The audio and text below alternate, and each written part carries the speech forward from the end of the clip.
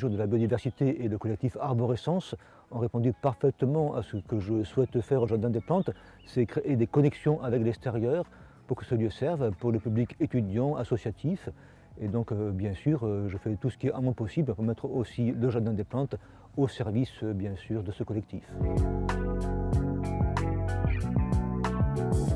Il s'agissait moins de faire un inventaire naturaliste et que de s'imprégner un petit peu de cette ambiance et d'oublier un petit peu notre savoir, de nous reconnecter. Et c'était un petit peu un des grands aussi objectifs un petit peu de cette manifestation. Les spectateurs, les visiteurs ont pu donc découvrir un petit peu la faune nocturne à travers les chiroptères et les chauves-souris que l'on ne voit pas et que l'on entend, que l'on peut découvrir à travers des outils qui permettent donc de transformer l'inaudible en visible.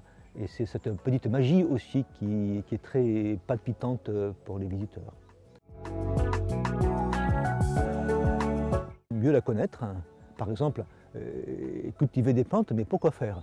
Il ne s'agit pas uniquement de présenter une avalanche d'espèces, mais aussi mettre des espèces qui correspondent aussi aux besoins de la nature. Je prends un exemple très concret pour répondre à ta question. Donc, la meilleure connaissance de notre entomofaune, c'est-à-dire de nos insectes, et permettrait de connaître quels sont leurs besoins et quelles plantes donc, il faut aussi cultiver pour répondre à leur régime très spécifique.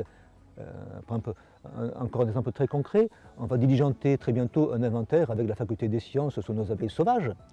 Donc connaître un petit peu ces abeilles, leur régime, nous permettra donc d'avoir des pratiques culturales qui répondront donc à ces besoins et aussi de faire de la médiation scientifique auprès de nos publics aussi pour faire passer ces messages.